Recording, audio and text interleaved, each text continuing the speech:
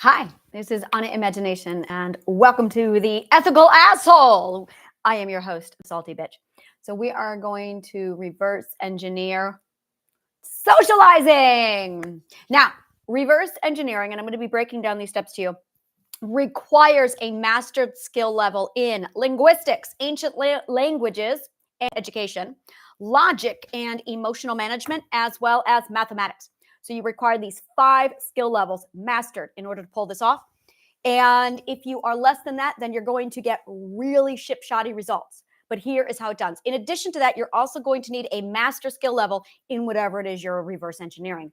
Master skill level is when you are done practicing. It is habitual. You are habitually doing whatever you've mastered to the point where you become consciously aware of it, and then you can literally word sculpt it. And that's where you're going to need linguistics and ancient language education. So, So we are working on basically social situations. This is a subgenre of social situations. So with social situations, you have you wanting to socialize, make friends, and navigate. There's that department. But there's also a different department where it is the actual conversation that takes place. So that is actually what we're going to be reverse engineering. What we are doing when we reverse engineering is we are feeling what we are looking for, what we are feeling.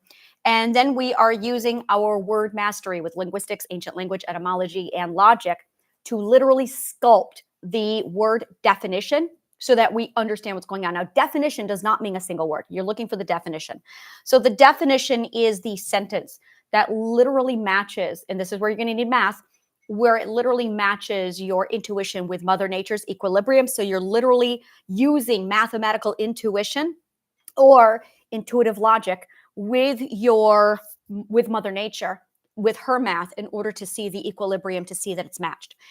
A true statement. In addition to that, you are then going to use your linguistic skills to summarize the definition and integrate the definition into a single word. And then you are going to, again, use that aligned with Mother Nature's mathematics. And you are also going to use your linguistics and logic skills to confirm that the word you are using is in fact the right word, matched again to Mother Nature's math. So this is what it takes to reverse engineer. It is an advanced science, and it's so much fucking fun. It is easily one of my favorite things to do. So one of the subgenres of language that I noticed was how and what we talk about in a group. And what I noticed is a conversation with a person is basically informative. And the other one is explorative. I'm doing it right now. I'm looking for the grouping. So you're identifying mathematical grouping. And the reason why we're doing this is because we're looking for common denominators. And then we're going to look at the order of operations. This is all math. So we have the information. This is when you are basically looking for, you are literally getting an education. You're swapping education for education with somebody. You're also looking for explorative. What you're doing under explorative is you are learning about the person. You are basically assessing their quality. You are assessing their ethical integrity. And let me see here, explorative. You are assessing their quality, their ethical integrity. You're looking at their standard, which is part of their quality. That's pretty much the same thing, but it's a different way of saying that. And again, this is that word sculpting. We're using words to flesh it out. And you also have, aside from explorative and informative, you also have nourishing. The nourishing is what you would do with somebody you already know, and you are literally like building up the relationship to take it to the next stage or level. It doesn't have to be romantic. It's just taking it to that next level. Now, if you are meeting someone for the first time, you're going to be in explorative state. And if you are learning about a topic or you're on an interest of topic, that's going to be informative. And the very first thing you really want to focus on is the quality. And once you go through the explorative process, what you are doing is you are defining the quality of the person. So one of the things that we look at when we're having a conversation with someone is when we're talking about something, we're in our brains, it's like, oh, is this person an idiot? Is this person intelligent? And what we're doing in that time period is we're actually doing an evaluation process. This is literally evaluation, and it is a scale and assessment to determine the pecking order. It's literally hierarchy. And what we're doing is looking at the sequence. So this is actually building a sequence to see, is this person more than, greater than, who's got the advantage? Now, in primitive ethics, in people who are lower educated, you're going to be looking at race, culture, you're going to be looking at gender, that kind of shit. You're going to look at height, size, wealth, the shallow shit. But in a person who's more educated, you're going to be looking at education and information. In a faux educated person, they're going to be looking at your degree. And in a true educated person, you're going to be looking at how well they speak. You're going to be looking at their language skills. Language skills is what truly measures a person's knowledge. And you're also going to be looking for social cues. Now, this is absolutely subconscious. This is 100% what we're all doing that we're unaware of. And that's intelligence. So you are assessing the person's credibility and also their quality. And that's also being taken into account over their language skills. The next thing you are going to be looking at is their mental health. And this is when we look at their ethics. This is when we look at their pessimism, their skepticism. This is when we look at their emotional management and also their regulation. And this is where, if you don't have this knowledge, it's going to completely bypass you. And if it's relatable, this is really where it gets important. If you don't know about this and you are mentally unhealthy and you find somebody who's also mentally unhealthy, you're going to find them relatable. And now you got trauma bonding that's now in potential. It doesn't mean it started. It means that there's a potential for trauma bonding. Because if they're talking about their problems or what is going on with their home life or broke up with a boyfriend, anything like that, what you are now walking into is, first of all, you're going to see how mentally stable they are. But there's another thing happening is there is socially, we're going to call it etiquette. There are things that appropriate. It's basically social appropriation or socially appropriate things to talk about. And if you are prematurely talking about things, that's going to be a red flag to a healthy person that you're not healthy. If you are healthy, you will not be talking about inappropriate topics prematurely. So it's all about timing. Timing is a huge part of this. This is easily the most fast identified thing that we see with people who are healthy. Is people who are healthy are consciously aware of the timing and they're looking for it. People who are unhealthy are oblivious to this concept. And it is something that we all have to, if you are unhealthy, it's something you have to learn. And as you become healthy and healthier, you become more and more aware of the timing. And we see this a lot with dating sites when you have some asshole throwing you a dick pic and you haven't even said hello, like that's their hello. That's what we call fucking premature. And really, that's your hello? Like Neanderthal. In addition to that, flipping that over, it's the same thing for trauma dumping. There are, and this is where it gets really, really interesting, because healthy people, this next thing that I say is going to absolutely repel unhealthy people. When you are, see, and I just learned something about myself just now.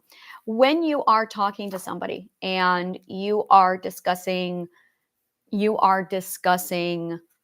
traumas and the things that are going on in your life, there's going to be an amount of detail that you talk about.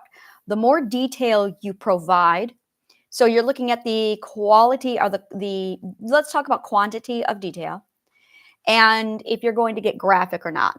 This is a symptom of trauma, low education, low ethical IQ, and or severe mental health. The next level away from that is going to be the timing. It's going to be, have I known you 5 minutes and then you want to talk about the worst thing in your life? Or do I know you for an hour and now you're talking about that topic? So there is very much a ratio of what you are talking about, the graphic detail, the intimate trauma, versus how long I've known you. And that kind of stuff is, this is absolutely one of the most massive trademarks of a mentally ill person. Is a mentally ill person will have no filter for this. And this is what we mean by a filter. We are talking about what they are sharing. It's oversharing. And they're talking about how soon the timing is off. So they're not only oversharing, but they're doing it way too soon in the relationship development. And a healthy person will see either of those symptoms and be like, whoa, they should not be socializing and you shouldn't be socializing. If that is your go-to conversation, you need to be working at home on yourself and not socializing. You are absolutely not in the right space of mind.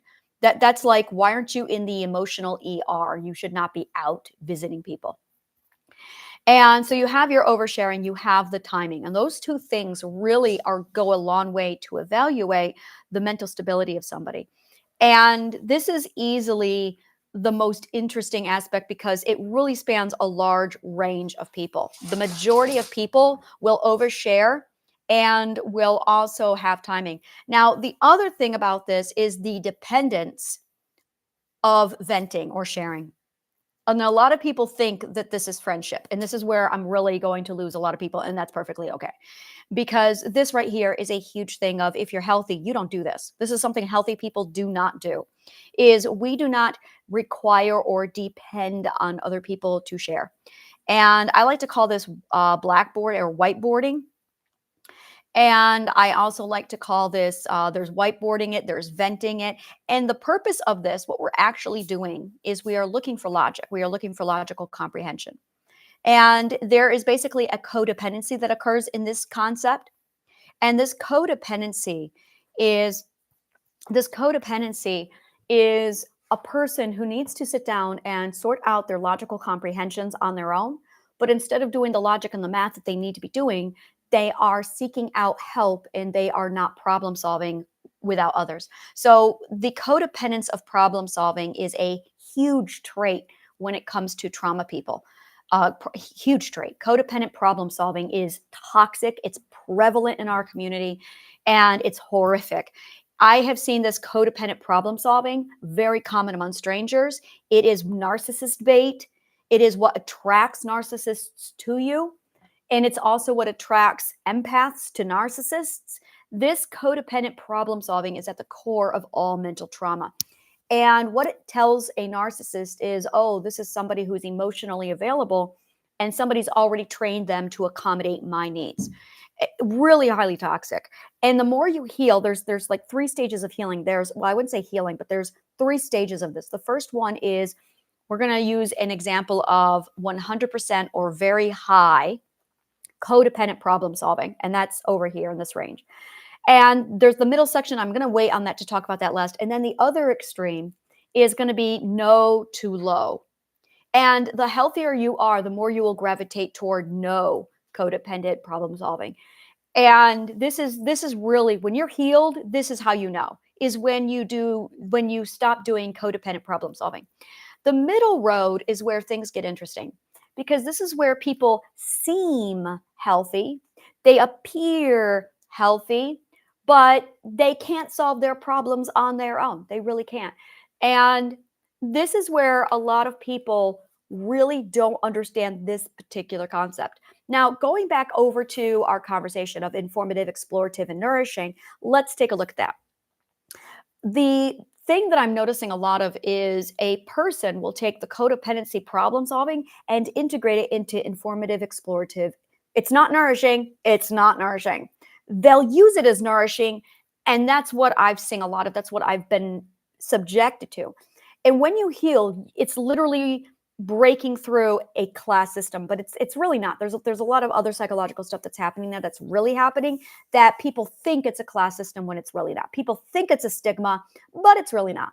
The concept of a stigma is actually victimization. Sorry, not sorry. Class systems, that's victimization. If you're talking about a class system, if you're talking about race, okay, there really is such thing as racism. There really is fucking such thing as racism. If you are talking about a class system, if you are talking about a stigma, that is victimization. The only reason why you are experiencing a class system or or stigma is because you are victimizing yourself. And the more you heal yourself, the more the class system and the stigmas literally melt away, and suddenly you're out of it. Like, it's not even out of it. You have literally this massive, wow, there's no, I can choose whatever class system I want to be in. And that's because you're no longer in the mindset. You're no longer victimizing yourself. So and it took me 4, there's that data point again. It took 4 breaking through the stigma and class system before I realized, oh, there's no such thing as a class system or a stigma. It's victimization.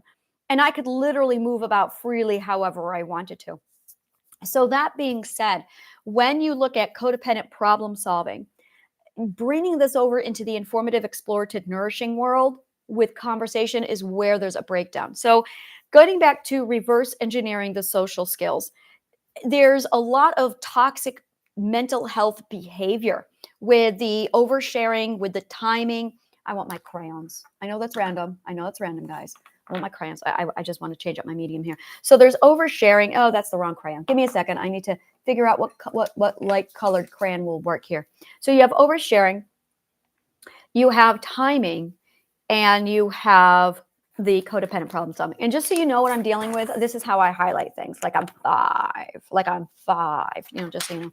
So I don't like to use highlighters. I like to use crayons. So when you have your oversharing, your timing, and your codependent problem solving, this is part of the stuff that we are working with when we are evaluating the mental health under explorative. Now, mental healthy people will do this, but not the unhealthy people. The unhealthy people will use that as relatability. And then they'll be like, oh my God, I found a friend, we're soul sisters. And then you never talk again, or you end up trauma bonding, or you end up in a codependent toxic relationship. And this is why. Mentally healthy people will not relate to the mental healthy section of that. They will go, okay, they are oversharing, their timing, they are oversharing, they are using premature, we could call it premature intimacy. Let's call it premature intimacy. So you have oversharing, you have premature intimacy, and you have codependent problem solving. And these are the three groupings that I have seen over and over again. I'm going to say it, guys, with mentally unhealthy people. And then as you heal, you enter into that middle stage. And the middle stage is what I call the oasis. And this is where it's a problem. The oasis means that you are functional and you have relief, which means you are really good at masking your mental health or your lack of mental health.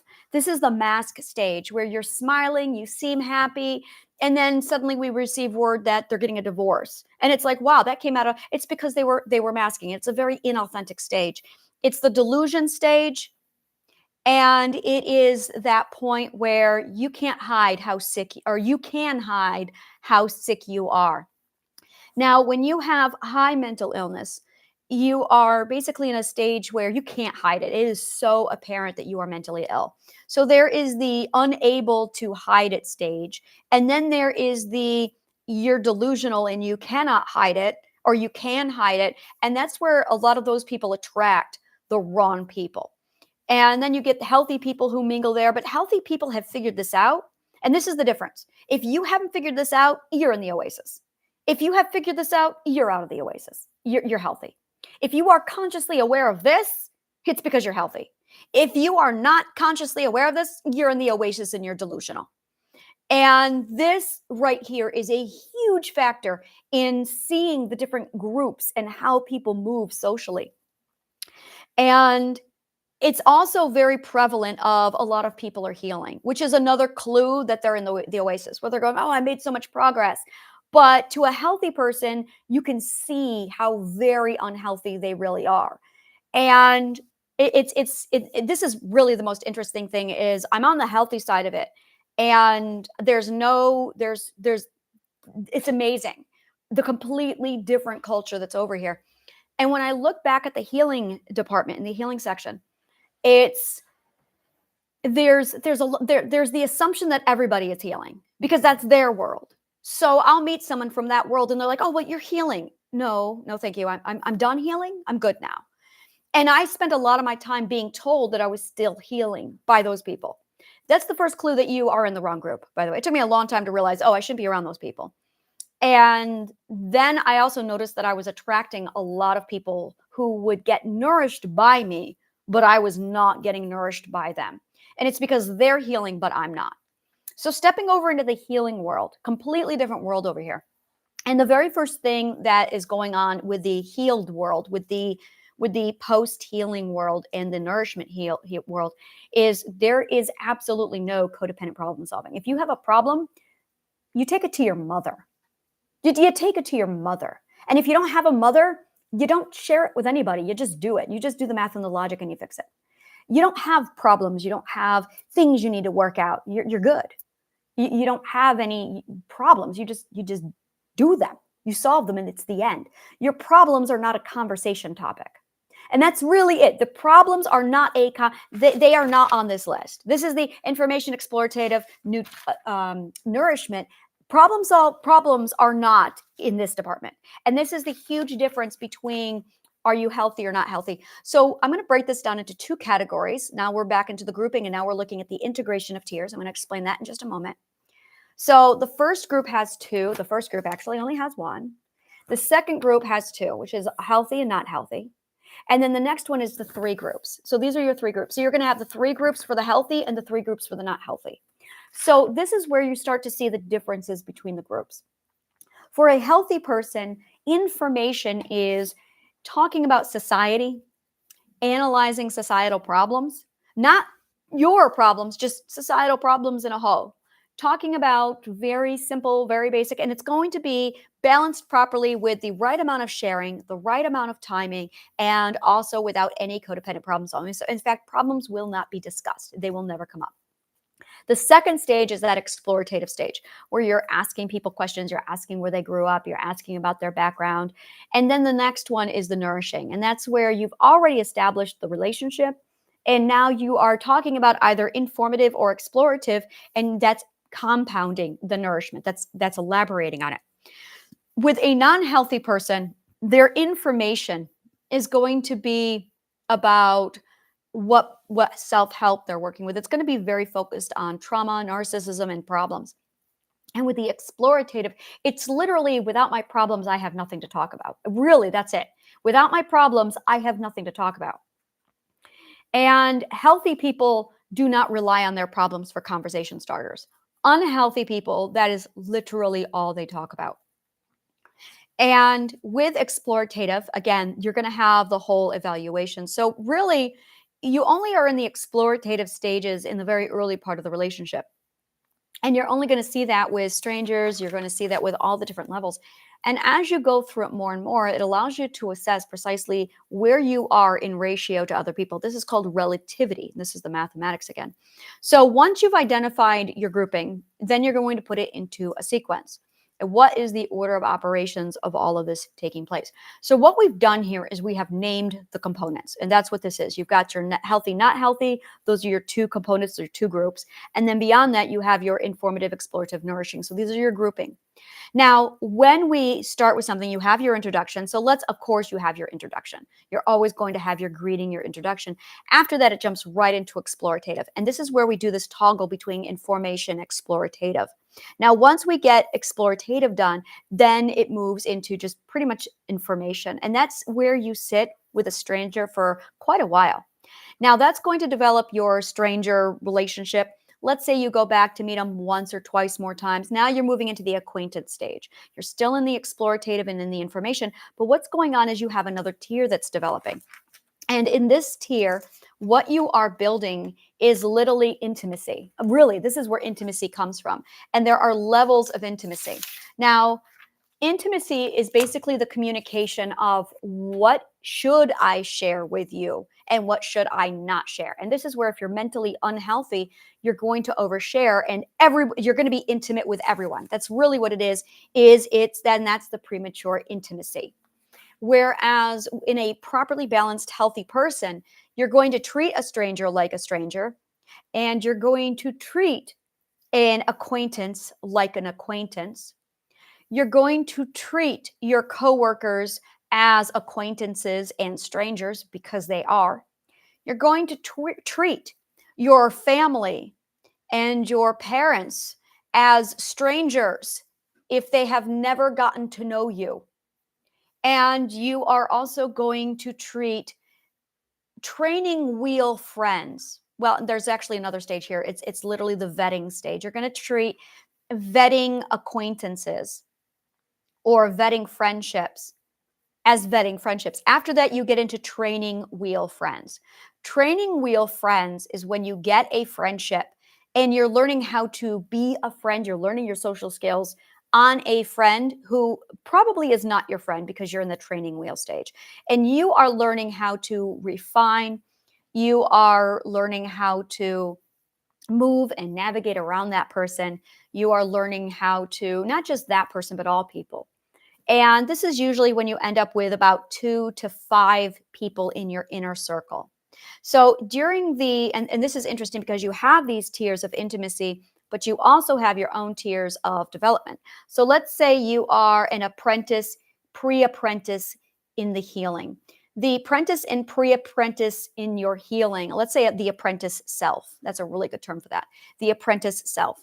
The apprentice self is the healing stages where you're going, I have no idea who I am. When you are here, everyone really should be a stranger. Everyone is a stranger because you don't even know who you are. If you are a stranger to yourself, then everyone is a stranger to you because everything is in relative to the self. Everything is relative to the self, including truth. So truth is the only constant. So you want to use constant to measure the self and then to measure other people against the truth and the self, which is aligned to truth. And that's how you get consistency, confidence, strength, stability. It's because you have truth and then the self relative to the truth, and then people in relative to you in relative to the truth. So after apprentice self, you have the tradesman self. And the tradesman self is when you start to get to that point where you are vetting acquaintances. Now, once you get to the mastered self, this is also when you start building friendships. This is really when you start to bring people in. So again, you have this. This is where the tradesman self is. So when you have the tradesman self, you have your vetting acquaintances. And this is really where you're going to be stuck for a very long time.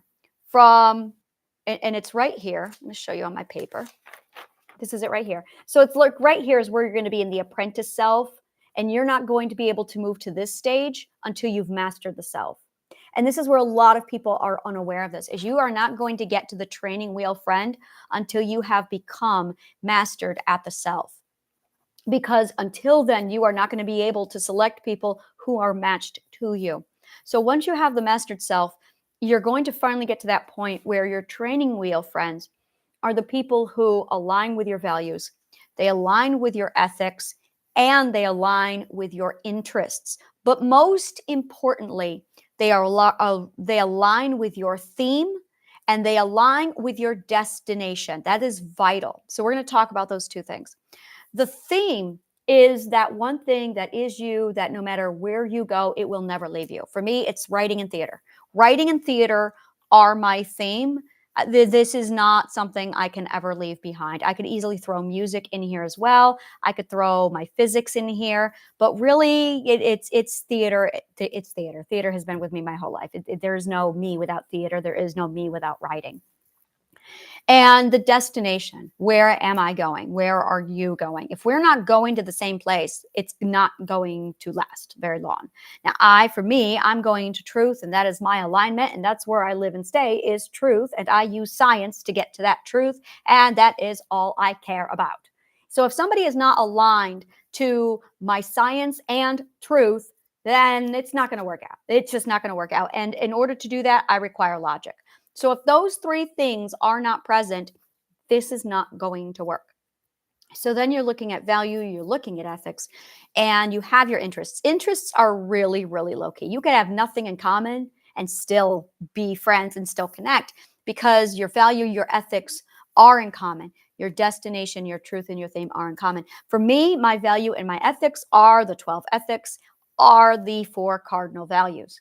Absolutely. These are vital. This is a no tolerance zone for me. I call these my anchor points. Anchor points are, if we contradict these points, I'm going to have a problem with you. And I'm going to choose and side with these anchor points, period. There is nothing else. And the people who are in my circle know my anchor points. And they absolutely understand that if you violate my anchor points, I'm going to stand with my anchor points and I will oppose you, which means my people really need to be 100% gung-ho on my anchor points because the anchor points are everything.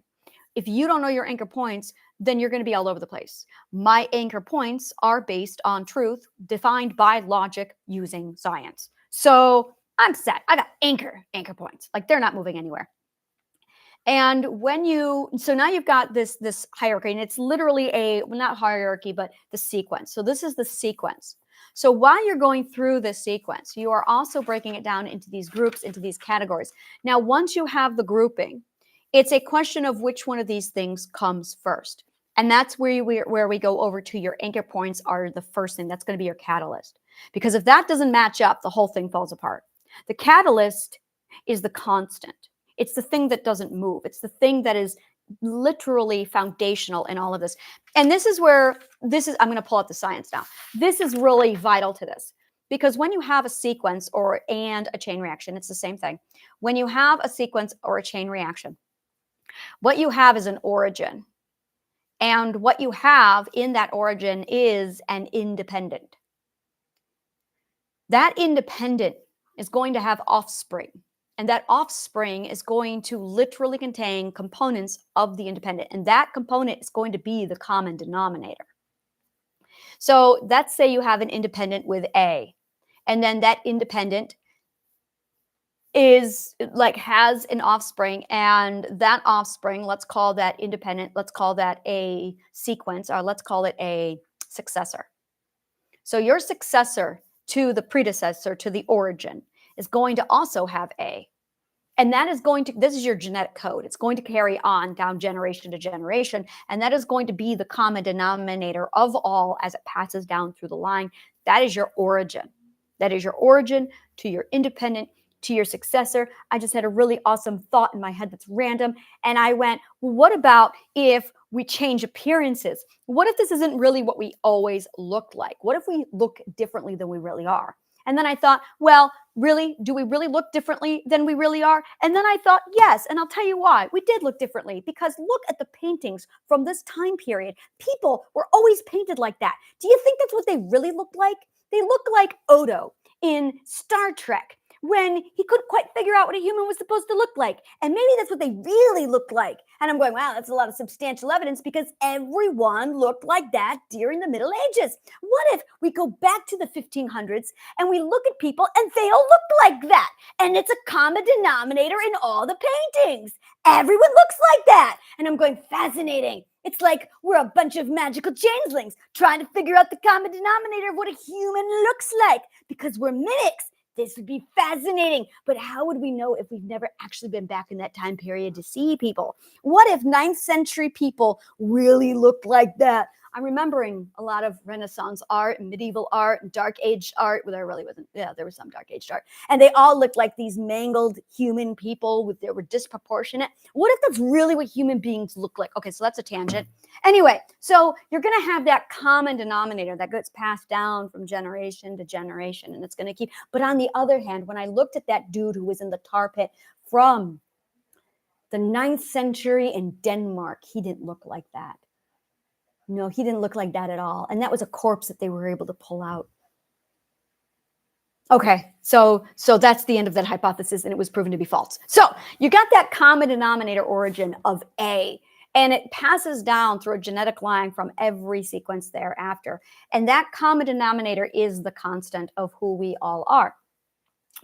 And when you are building your chain reaction with independent to successor, understanding the order of operations for you and what needs to be your primary core origin is vital to this.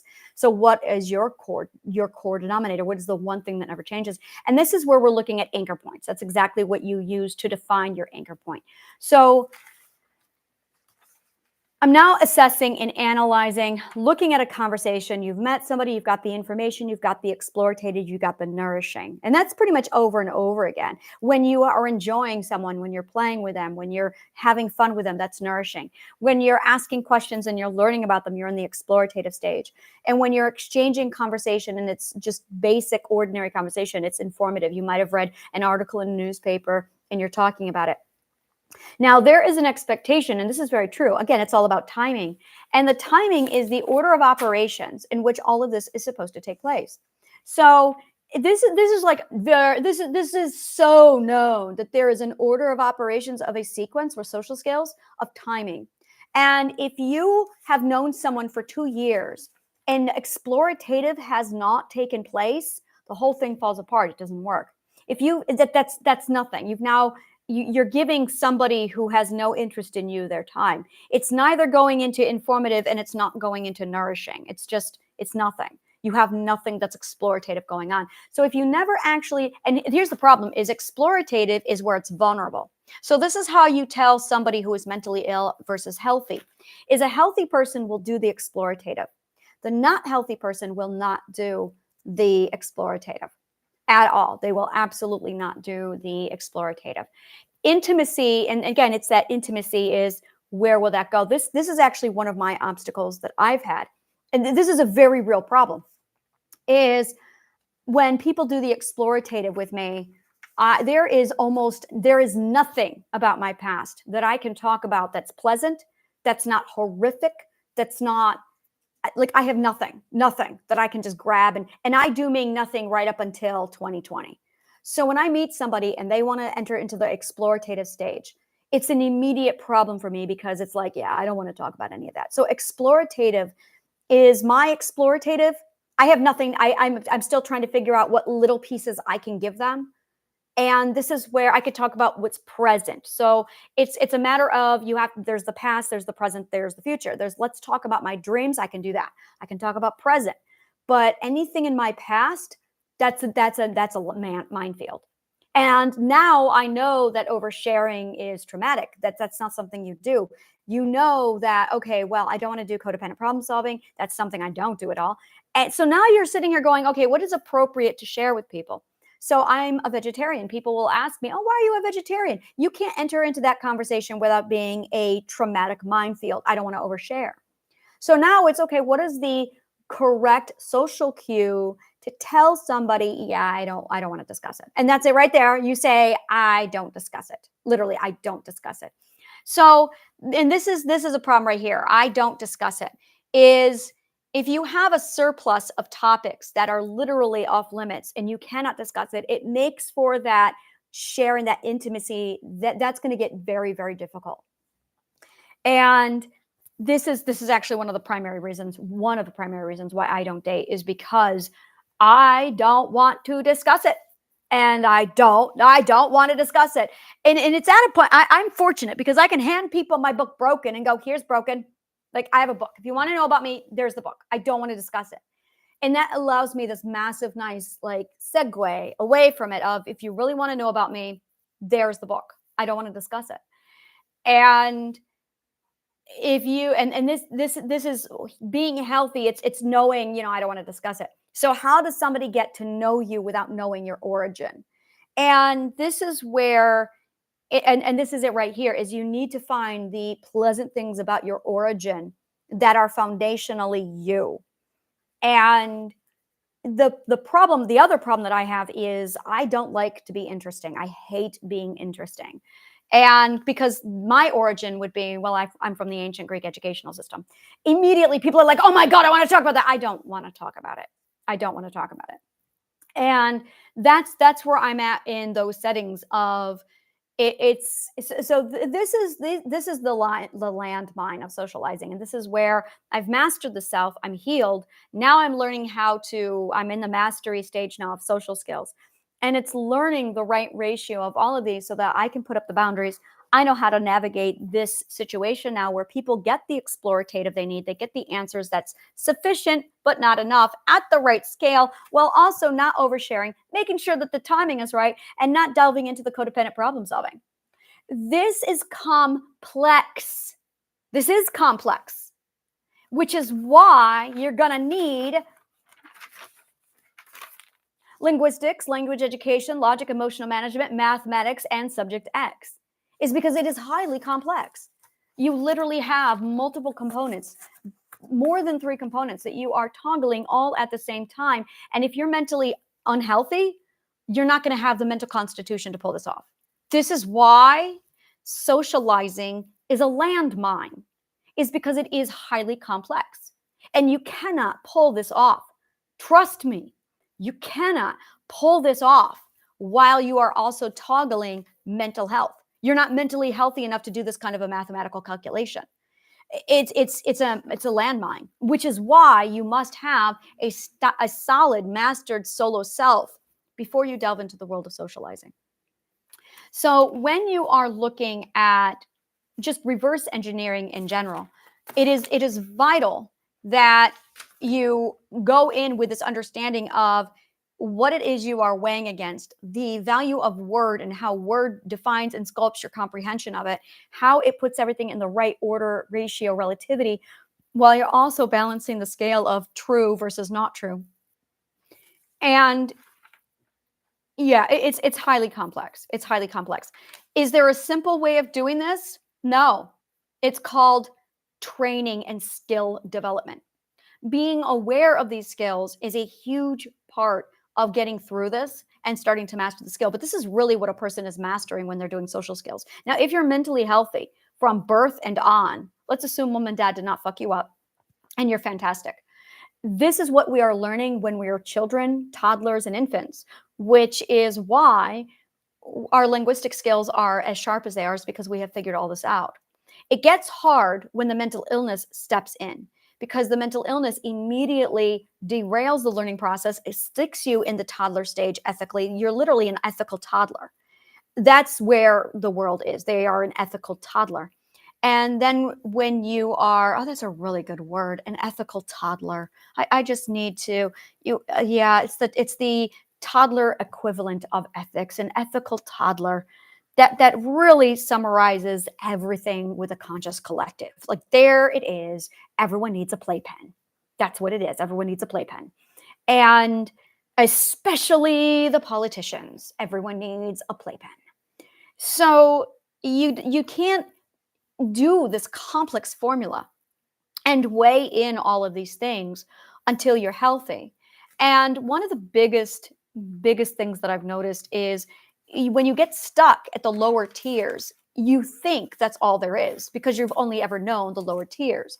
But once you get into the healthy section, and this is easily the hardest part, is let's go over that grouping again. When you have, where's my paperwork on that? Because that was a really good, here it is. So you've got your high mental health, or high risk mental health, and then you've got your healthy group where we don't talk about the codependent problem. You've got that oasis stage. Now I noticed that there's two groups in this, and this is where I kept running into problems, is the two groups inside of this. There is the oasis where they're clearly mentally ill, and then there's the oasis where they really do appear mentally healthy. And this is what I've noticed. This is it right here. I want to do a graph. This is it exactly. So you cannot, it's the so mentally ill you cannot hide it, and that is absolutely mentally unhealthy. And then at the other extreme, you're going to have the authentic and healthy. It's authentic and healthy, balanced, regulated. Yeah, I see what it is now. And this is it exactly. Okay. And then the oasis fits this stage right here. This is it right here. So this is the graph I'm building. So you have the mentally unhealthy, and then over here you have the healthy side, and then you've got the oasis. So with the oasis, you're going to have a group of, they appear healthy and happy, and then the other group of this, I just gotta say, I watched the Umbrella Club or the Umbrella Academy last night, and where are we? Season 2? Season 3? We just started season 3. No spoilers, guys. But we are season 1, season 3. So like literally, we just started like episode 1, season 3, and it's been on my mind all day. Like, I don't want to work. I got to go back and watch the Umbrella Academy, and I'm just like, oh my god, oh my god, oh my god. So I'm just saying that while I'm doing this, I've got like, oh my god, no spoilers. If you haven't watched it, watch it. Oh my god.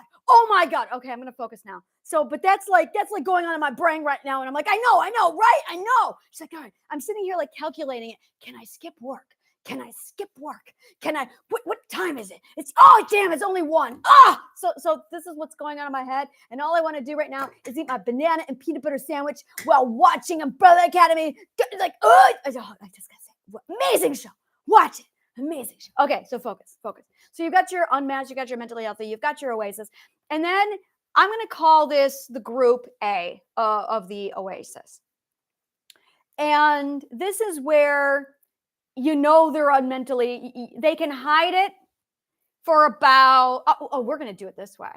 So there, if you think about relationships like this, you've got your stranger and then you've got your acquaintance. This is it right here. You have your visible at stranger. This is what I'm trying to say. You have your visible at stranger stage. And then the next stage, the first stage of Oasis, is it's visible at acquaintance stage. Oh, wow. This is literally what I do. And this is what I do to assess how healthy someone is. And then you have your visible at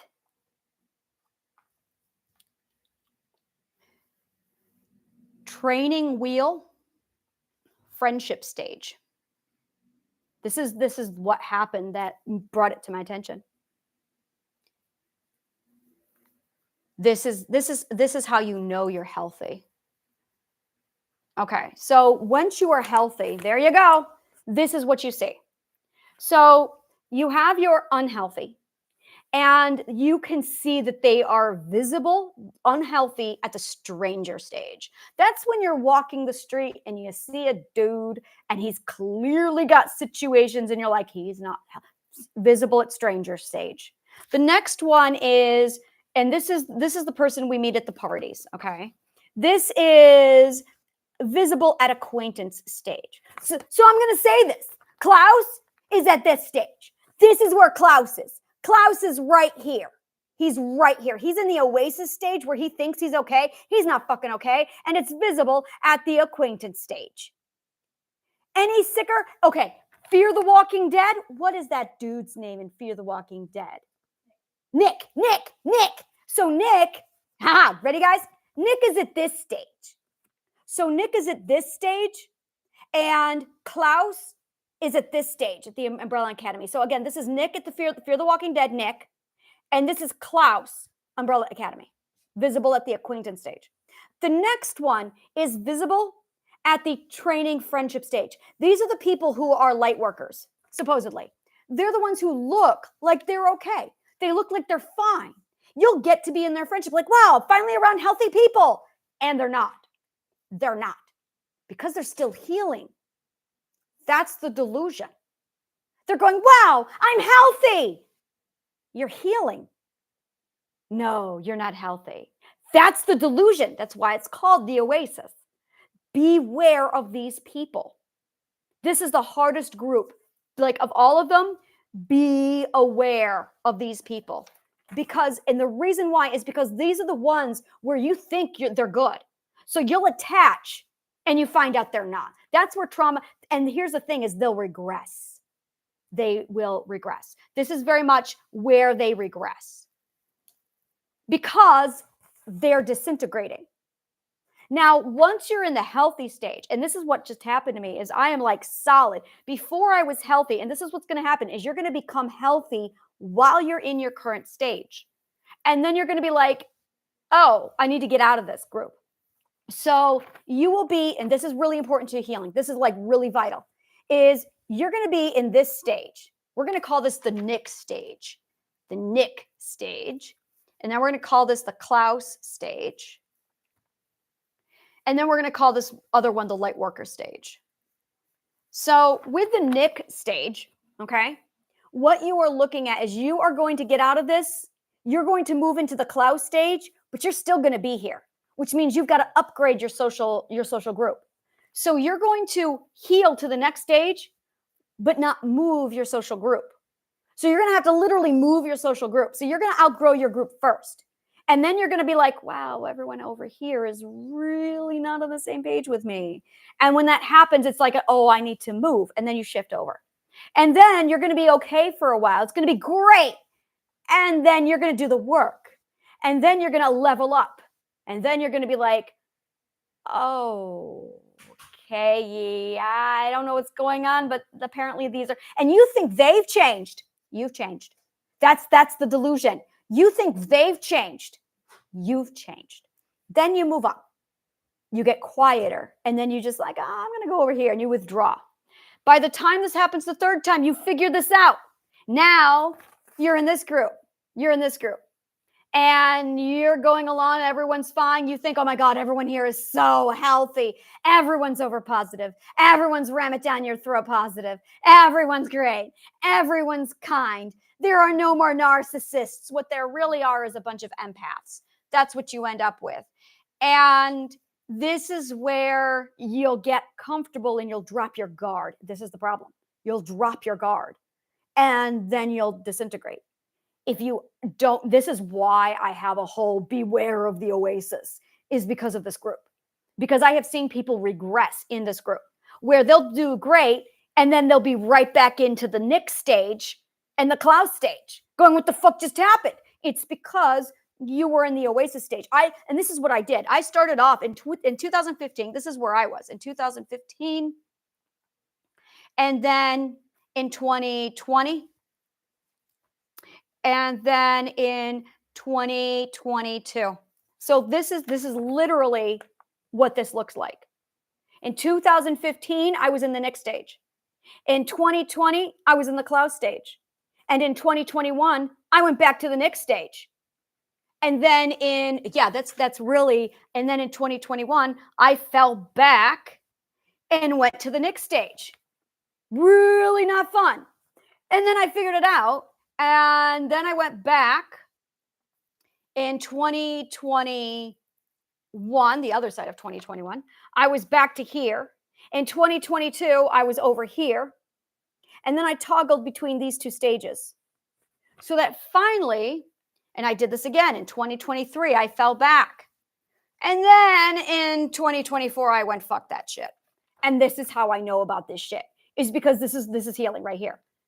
And when I finally got to I leveled up, I was here, and my solo self was defined a year ago. Well, about 8 months ago, I defined my solo self. I'm like, oh, I'm good, I'm solid. But my social skills were not. Now that my social skills are up to par, I went, oh, well, my social skills and the solo self have to be defined. And that's when I went, oh, but I got 3 data points. So now I'm going, oh, I know what I need to do because I got 3 data points. I was able to do pattern recognition and immediately shift myself back into okay, I'm going to go to the healthy section now. So I got into the healthy section, and it's easy. It's really easy because it's a master of the self and a master of social. And when you are aware of the process, of the stage, completely different.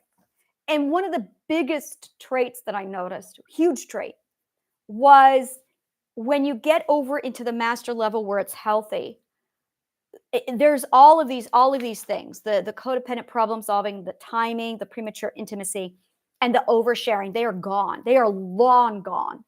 And the codependent problem solving was that was really the last thing to shake, because it went from codependent problem solving of trauma problem down to codependent problem solving of money problem or finance problem. Then it went to codependent problem solving of day-to-day social life. And then it just went to, I'm not going to tell people about my problems.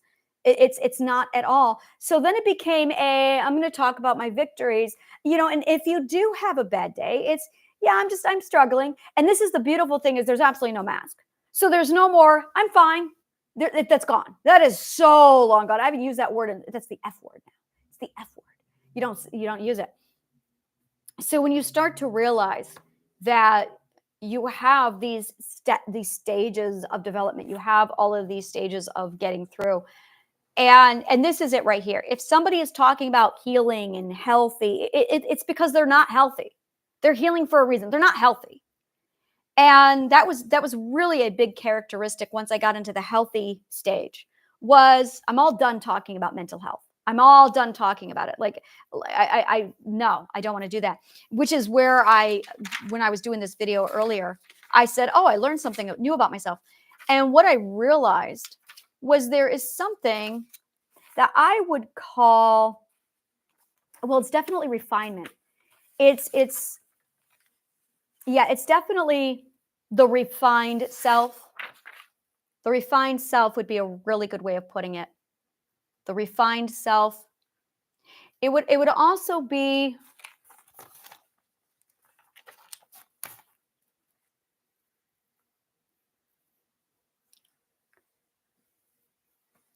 yeah, I would call it the refined healthy self. That's it right there. The refined healthy self. And the reason why is because you've mastered self-regulation to the point where it's not, I'm talking about anger. That's really what it is one of the lies, one of the delusions that unhealthy people think is that there's no anger when you're healthy. And we need to talk about that because that's really a massive thorn in my side. You do get angry, but what you actually do is you self-regulate. You self-regulate so much that you don't get angry. And this is the sequence. This is the sequence. Anger is a consequence. Are you listening? Anger is a consequence to not self-regulating. So if you are feeling anger, you are not self-regulating. If you are feeling anger, you are really lying to yourself. That's why you're angry. Anger is a consequence, a clue, a very loud message from your subconscious mind going, fix your shit. And that's really what anger is it means fix your shit. That is what anger means. You feel angry, your subconscious mind just said to you, you need to fix your shit. The shit you need to fix is your self-regulation. You need to fix your self-honesty. This is really what all of this comes down to. So now you've got people who aren't regulated and they're not self-honest and they're upset that they're angry, so they try and suppress the anger because they're focused on the consequence. This is why sequencing and mathematics matters in your understanding of the self, is because your sequence is out of order. So instead of you focusing on the actual problem, which is you're not self-regulating and you're lying to yourself. That's it right there. Are you lying to yourself? Are you self-regulating? And the answer is no, you're not. You don't need a boundary. I'm going to show you this. Boundary is a consequence. Again, we're back to the sequence of you aren't self-regulating. If you have to use a boundary, you aren't self-regulating.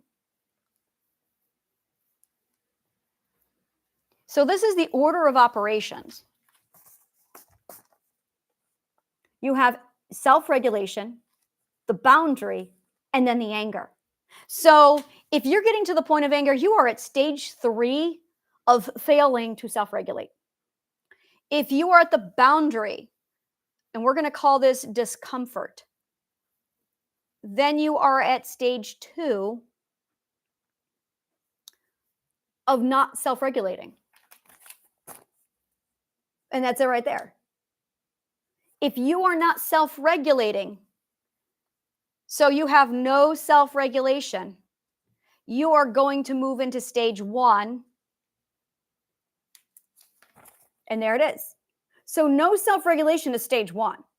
If you have to use a boundary, you're already at stage 2.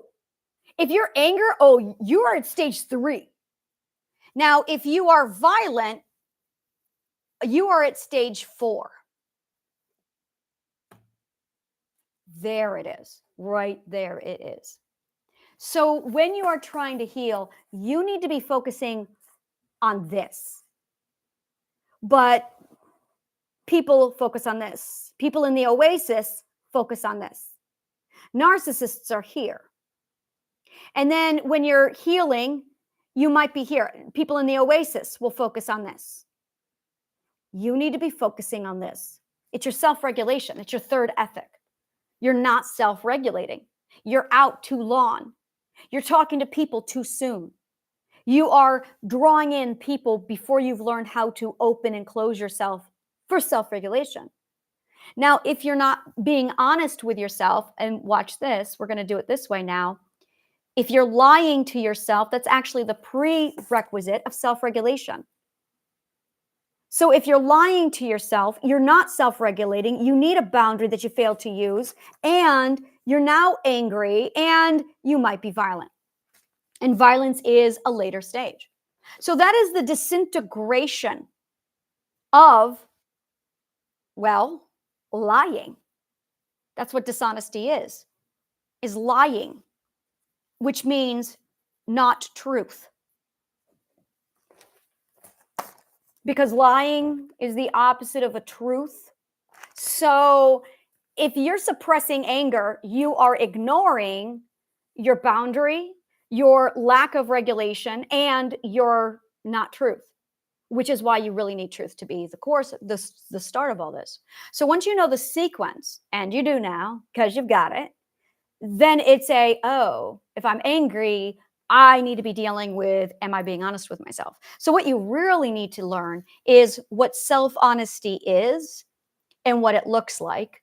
You need to know about truth, and you're going to need the 12 ethics, because the 12 ethics are what keeps you from not meeting your boundaries, which is fourth ethic, your boundary, which brings you the emotions that you have. So your emotions, and this is it right here. Emotions are stage 3. Emotions are stage 3. So if you are emotional, you are at stage 3 and stage 4 of nuclear blow up. Now, if you have no emotions and you've numbed, so now you're only feeling 8, 9, and 10 emotions, that is not sensitive. That means you've desensitized. There it is. And that's actually when you're at this stage. That's why you get explosive, is because you are at this stage. So a lot of people are at stage 4, having no clue that they're at stage 4. And then they'll be at stage 3 with all of their emotions. And then they'll boast, well, I'm an empath. No, you are not. You're lying to yourself. You are not doing the work with truth and lying and logic. And now you're not regulating yourself, which is stage 1. You are in trouble. And I want to show you this. This is really it. I'm going to show you where you are in trouble. This is where you're in trouble. Do you see it? This is it. That's how a healthy person thinks. That is it right there. Well, actually, that's not true, because where I think is this is the difference. This is where I'm in trouble.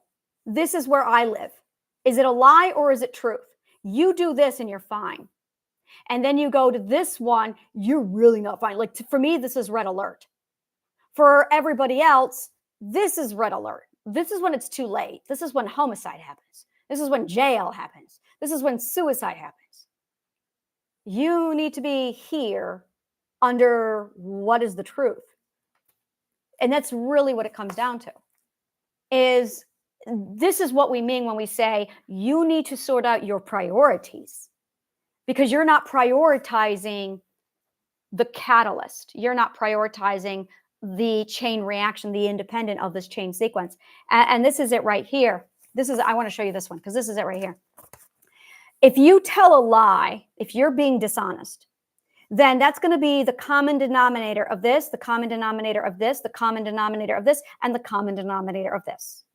If you tell the truth, it's going to be the common denominator of this. Well, then we don't go any further, because you've told the truth. It immediately, you can't go further because you're telling the truth. The only time you go into the boundary, the anger, the violence is when you're not telling the truth.